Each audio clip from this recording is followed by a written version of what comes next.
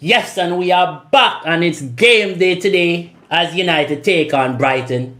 As we know, Bruno Fernandes is about to play his 300th game. We have Sesko bringing out transfer rumours about what happened with him at Newcastle. Yes, we have Mason Mount, we have Harry Maguire news as they've been deemed injured for this game, but I still think that Maguire might start. Just because it's a little bit of a knock, nothing too drastic.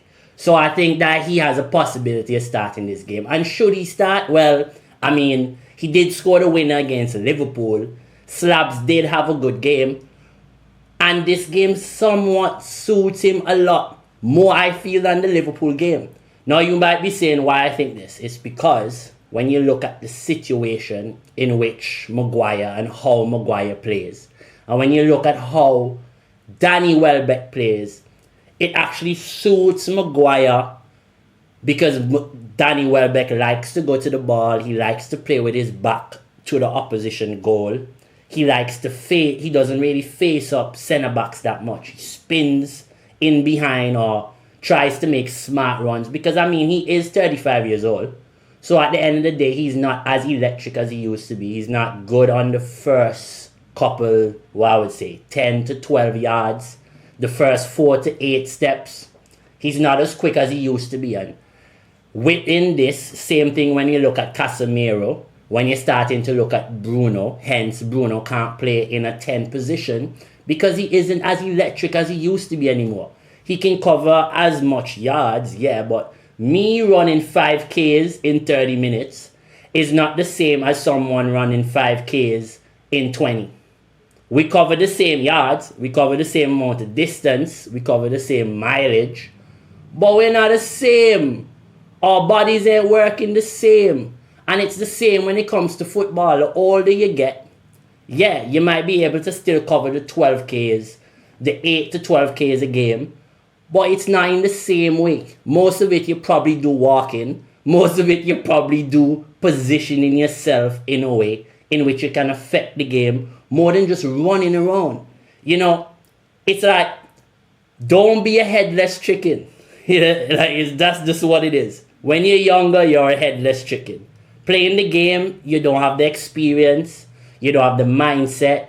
There's a lot of things within the game that you have to develop with experience. And in all aspects of life. Like, this is not only just with soccer or football, it's anything. Business, family, relationships. The more experience you have and the older you get while you're in the industry or whatever aspect of life it is, you should be getting better at it. And if you're not, that is a sign from the Jah Almighty to quit. Let's just give it up. You know, if you suck at something, just give it up. But yeah, Brighton versus United today.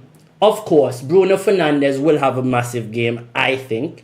Think he has the opportunity to not only get a goal and assist on his 300 appearance for the club, but help the club set a mark where we can get 3 wins in a row. This is very important, not only because for momentum building, for the mindset, for the camaraderie, for the environment within the club and the team itself to develop, to improve, to be better. And it's very hard to do that when you're playing 1 game per week, which is very important why each and every player on that team needs to make sure they are focused, ready to work, ready to put in the yards in order to get that result today. Today is not going to be an easy game. Today is not going to be a game where we can just go and say, all right, we play Brighton off the pitch because we play good football, or we beat Liverpool, or we look good against Arsenal. Today, that game is going to be about hard work, grit. No game in the Premier League is easy, but you have to make the game easy. You have to make sure you go out and play. And no, not even the Premier League. Any level of high level football, any team that is known to have to beat the smaller team, or you have the pressure on you to beat the smaller team, you are the bigger dogs. You have to earn the right to play. You have to earn the right to beat these guys. First of all, no one at a professional level can't play the sport. No one at a semi-professional level can't play the sport. So technically, everybody can play the sport, which means fundamental basics are there. Pass, control, shoot. Everyone can do it. It's just who can do it faster, who can do it under pressure. And that is the big part. It's not even really about he's technically better or he's technically better. Because if you put 15 centre-backs out here right now, all different levels, you could tell the difference between them because of who they're playing against and who they train with on a regular. But in terms of the fundamentals, like if the coach's supposed to say, hey, pass a 40-yard ball, pass a 30-yard pass, use your laces, switch the play, control the ball, take a shot. All these things probably would be the same. Hence, you see high-level footballers on preseason train with some footballers playing at like lower leagues. Because at the end of the day, the fundamentals don't change. I can pass to you, you can pass to me. Because we have the right technique. Now, the difference is, can I do it to the best of my ability and affect the game on the pressure like how you do it? So Cristiano Ronaldo can shoot the ball hard. So can Zlatan Ibrahimovic. So can Bruno Fernandes. So can many players. But the difference is, when the pressure builds and it gets high, you know who's available? Cristiano Ronaldo. So yeah, football is a game where it's like, I would say, 30% physical and 70% mental. And again, y'all might say, oh, you're mental, yeah, what are you talking about? Now think about the key parts of the game that you have to use the mind. First of all, you can't control the ball, whether you're juggling, whether you're taking a touch left or right without using your brain. So that already lets you know everything that is included or everything that you do in the soccer game, it's definitely a mental part of it. Now, you have to think about, say we're in a defensive structure, all right? We're not even attacking yet because attacking is a lot more instinct, but you have to train that instinct through muscle memory, which is what again? The brain. So look at it now. We're in a defensive structure. We have to communicate with everyone around us. Is that really physical? Nah. It's more brain work. You have to be aware of the people around you. You have to be aware of the space that you are. You have to be aware when to push up the line or drop the line. You have to be aware when to press the player or not to play the player. And yes, you're running to the guy. And yes, you're exerting energy, which is the physical part. But everything that you did there's some sort of thought that had to go into it before you engaged in that action. Hence is why you hear football is 30% physical and 70% mental. Have you ever tried to control a soccer ball without focusing on controlling the ball? It doesn't work. You kick the ball all over the place. Have you ever tried to take a shot without focusing on where you're hitting the ball and the technique? What happens? It goes everywhere. You kick, you might damage your toe. You might double kick the ball. You might be too close. So, in this game, the mental side of it plays a very pivotal point to how you can become a better player. And for most times, that is the difference between professionalism and amateur. Now, semi-pro falls on the amateur based on the ruling of FIFA. For those that don't know, semi-professional isn't a level. It's a level in terms of a level seen by those who play the sport. Like semi-professionals are acknowledged because you are at the level in which you could play pro, but probably didn't make it because you didn't have the opportunity. Or maybe you weren't not that good enough to get to that high level. But everyone can play pro. This is why you see there's a lot of pro teams in semi-professional leagues. So a lot of times people get it misconstrued or not really understanding that at the end of the day, you're either professional, registered on the 5th Pro, or you're an amateur. So semi-professional, amateur, metros, community league, over 35s, over 45s, everything. Even teams that you guys like, that you watch right now, that you think is a semi-professional team, or have friends that play semi-professional football, it's actually amateur football. It's not really professional. You know, I played professional football for years. Lived the professional life. But did I play for a high-level professional team? Nah. Did I have the opportunity to go do that? Yeah. Should I have put more work into trying to get to that level? Probably. But the difference is now it becomes where it's a mindset thing again. You either focus solely on that goal, or you chase other dreams, but doing them all at the same time is one of the biggest mistakes you can make. Now, again, you might say, what am I talking about? Am I mental? But it's a fact. If you football is such a short career, yeah. You can say you are playing from the age, like actual understanding the sport, knowing what to do, taking the sport serious, okay? So we can say, based on what? The rules, professionalism, 17 and a half is the age in which you can sign your first professional contract. So you don't have to be 18. A lot of people are like, oh, you have to be, no. You gotta be 17 and a half, 6 months before your 18th birthday. So you can be 17 and a half and sign a professional contract. That does not need to be co-signed by your parent. Because in actuality, because you're already in a competitive season, that really allows you to be able to sign that contract. Now, between 18 and 30 is really the ages in which you have the best moments of your career. So that's 12 years. That's 30. Now you're playing 30 games per year. So let's take away, say, the 2 years, and let's just do simple maths. 30 games, yeah, per year for your league, or 30, let's say 30, because most leagues have 30 to 32 games max. So we have 30 games, 10 years. That's 300 games. 300 games. Now add 2 more to that, that's 60. So that's 360 games.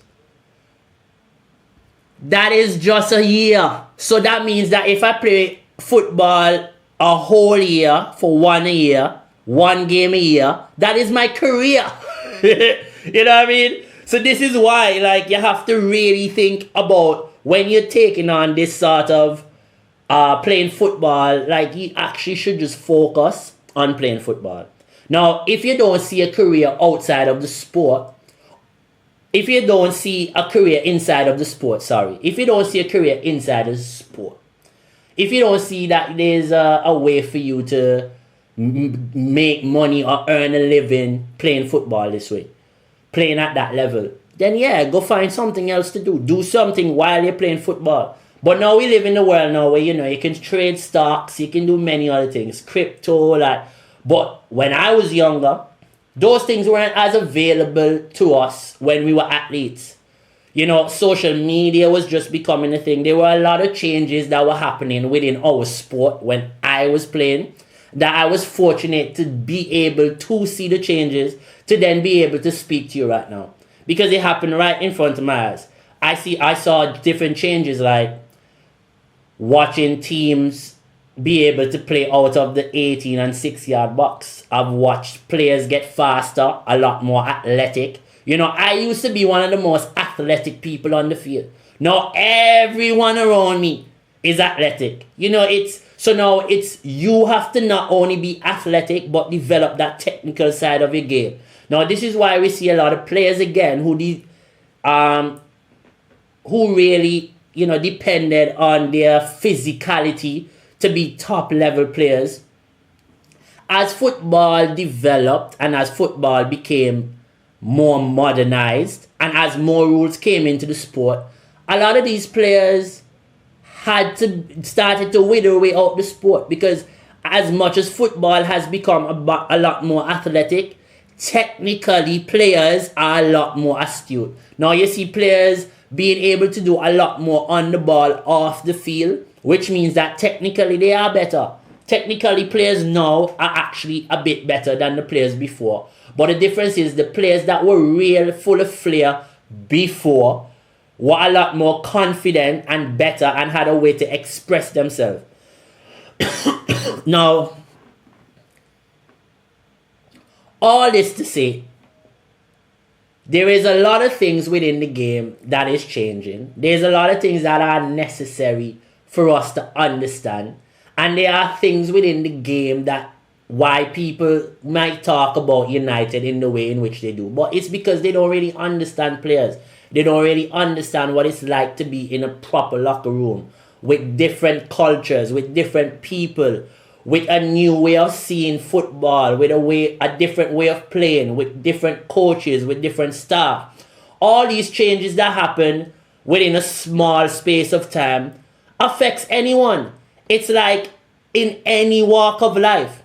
And I'm tired of hearing people speak about players and footballers like, well, they're just, dispensable. Like, we need to sit down for a second and think about how we deal with these athletes, because mentally it is an issue as well. As I was saying, when you have a small career and you don't focus fully on that career, when the time comes where it feels like the career is coming to an end, you feel like you have to play pickup. For a lot of us that were in our prime in our lives when COVID happened, some of us were 24, 25 going into COVID, in the prime of your football lives. How many of us had to sit down and not play football for nearly a year? You don't think that dampens the person, the footballer that you are? Look at Paul Pogba. Didn't play football for a few months. Not injured, nothing. Over the last maybe year or two, he's been trying to get back into the sport and still struggling to get back to full fitness. And this was a professional footballer ever since he was the age of 12, 13 years old.